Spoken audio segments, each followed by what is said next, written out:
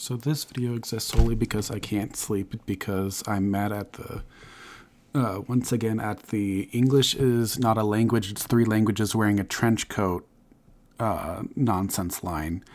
And I just need to talk about how that line, I hate that line so much. And, I'm probably not going to be succinct or very clear on it because I am tired and I shouldn't even be awake. But here's the deal. It's like, first off, every language is a bajillion languages wearing a trench coat. They're all mutts. It's like every single language is a mutt. And that's just how it is. That's just history. It's we don't get to modern languages without people A conquering people B and their languages mixing. It's just part of the process. It's one of the same issues with like race and other. It's like history is too complicated for us to have like these nice clean concepts of languages or races or any of these things, because it's like people are constantly, whether it's conquest, whether it's intermarriage, whether it's trade, whether it's migration, it's like people just mix. And when they mix their ideas, and that's part of like how we like invent new things and learn and grow as people. It's like it's an important process and it's wonderful. So it's like, first off, the fact that English is a mutt isn't significant at all, because every single language is a mutt of some kind or another. It's like I have a lot of experience in Spanish, and it's like one of the things that makes Spanish really unique among the Romantic languages is the fact that. That Spanish is heavily influenced by like Arabic languages, because Spain was controlled for 600 years by what the Spaniards called the Moors, which was like Moor is kind of a catch-all term for like a number of Muslim peoples who were involved in the rulership and occupation or control of Spain. It's like and I can't really get into that because it's like even using the word occupation for that is a bit complicated. Like it was like, it's 600 years of history that is too complicated to get into here. But it's like every single language is getting mixed with things, and to say nothing of like natural language shifts and just like a notion of any language not being a bunch of languages smashed together is incorrect. You might have to go further back or do it closer for some languages compared to others, but the reality is that all languages are mutts. But there is something that is, but the reason why English probably gets this criticism more than others is because English hasn't undergone the same process of standardization that some other languages have. Because going back to Spanish, 1492 isn't just the year that Columbus sails the ocean blue, it's the year that Spanish begins undergoing standardization. I believe it's I think it's specifically like the year that the first Spanish grammar is published, but I might be wrong on that. I forget the exact details, but it's like 1492 is when Spanish. Like since 1492, Spanish has been undergoing a process of standardization and harmonization to get it to be more cohesive, to kind of have a consistent sound and a harmony to it, whereas English doesn't have anything like that. So it's like, and this kind of sets English and Spanish as being very different languages with very different governing philosophies in terms of how they developed over the past centuries. English, where Spanish has been very intentionally refined and like you could almost say designed, English has been very democratic and very organic. So Spanish can have a very lovely sound to it. But in contrast, what English does is by not standardizing itself, and like keeping alive different linguistic traditions within the single language, what you actually get to do as an English speaker is you get to choose and mix and match and play with the different sounds and moods in English according to your taste.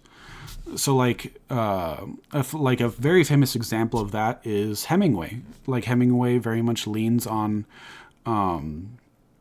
what some would describe as like Germanic linguistic language traditions, like using very brief. Like Hemingway's style, it like draws heavily from more Germanic the more Germanic origins of the English language. Whereas other writers draw more from the Latinate. So someone who's more, I don't necessarily have like a great example because Latinate writing isn't like super popular right now. But it's like maybe Emerson, like a lot of modernists probably. These days, like if you use the Latinate tradition these days, you usually get insulted and told that you're writing in purple prose, and it's kind of annoying, to be honest, because it's actually just a different linguistic tradition that's really rich and has its own virtues. I find that if we're talking about like just like speaking in a very broad brush in a very simplistic fashion, it's like you can say that like Germanic or like Saxonic like language is really good at being blunt. It's really good at being straight to the point, being very clear and concise in that fashion. Whereas Latinate language can be really robust in terms of nuance, in terms of abstraction, dealing with abstractions, and just building like very beautiful, highly abstract or highly refined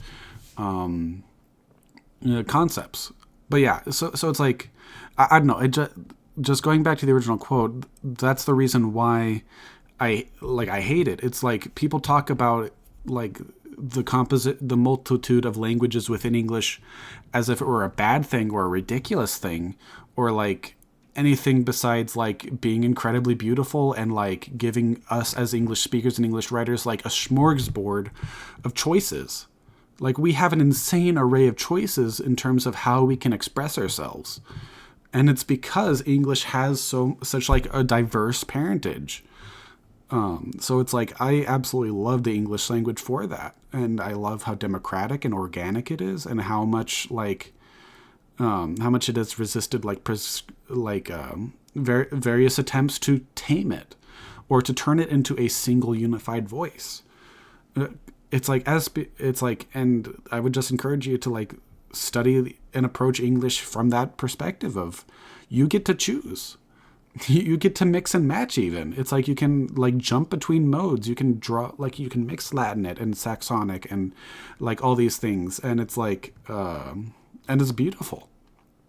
And to be clear, it's also like neither, just jumping back quickly to Spanish also isn't as dogmatic as I might have made it sound. It's like, especially in modern times where there's more recognition from La Real Academia Española, the Royal Academy of Spain, of the different influences on Spanish, including indigenous languages due to like the Spanish conquests. So it's like there's actually a lot of influence in modern, like there's a significant influence at least in modern Spanish from various indigenous languages. And especially when you get like some terms from various Latin American countries, when those terms enter the international Spanish, it can get really interesting. And there's actually a lot of variety in Spanish across the Spanish speaking world. So again, it's like that's just going back to the point that all languages are mutts. And even when you have a language like Spanish that has been where academics have attempted to regiment it for 500 years, you still have a mutt language. And that's a good thing. It's, I guess, the point of all this. It's like I love English. I love Spanish.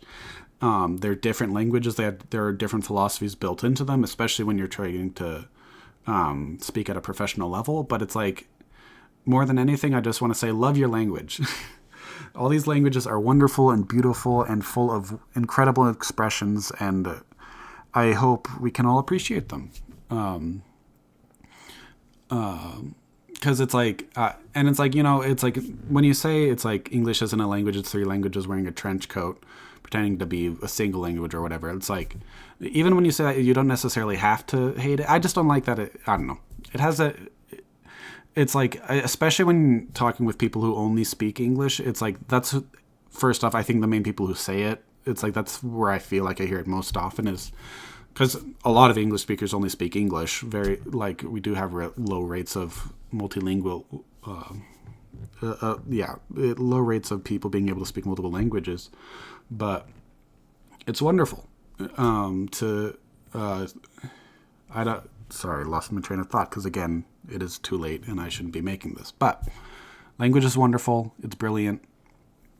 And don't look down on it. So it's like, and if you do use the trench coat quote, then don't use it in a mean way, please. Love your language more. Be nice to it. Because it's giving you this absolute buffet of linguistic choices of between like both in like terms of diction and word choice as well as grammar. Like English has a very flexible grammar that is really cool. Just make the most of it.